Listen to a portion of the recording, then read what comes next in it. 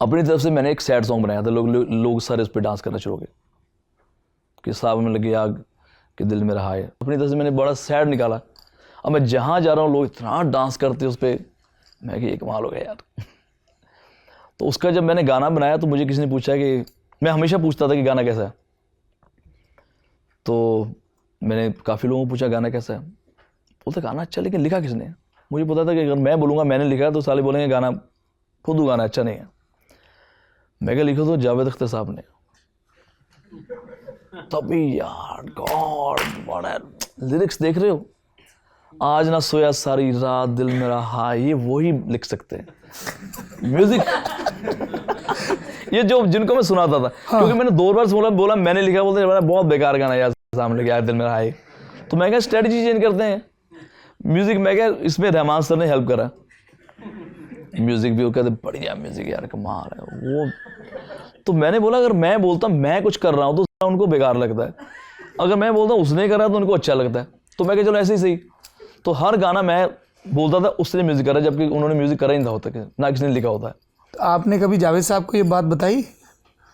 जावेद साहब मिले 2-3 बार, तो एक शो पे मैं उनको मैं बहुत प्यार करता हूँ, मेरे पर ध्यान ही नहीं दे रहे थे वो।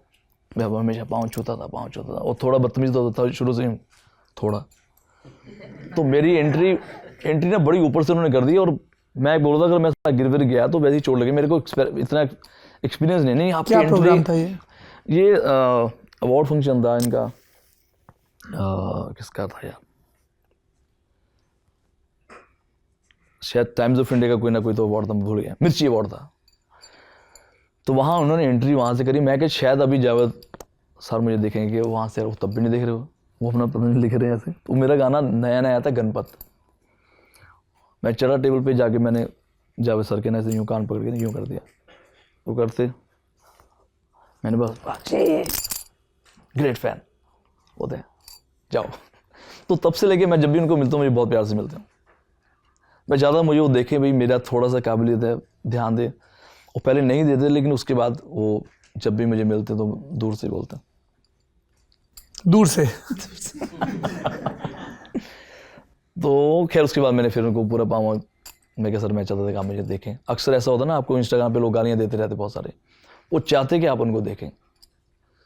खैर मुझे तो कोई गालियाँ देते नहीं, क्योंकि मैं ही गालियाँ देता रहता हूँ किसी और आईडी से।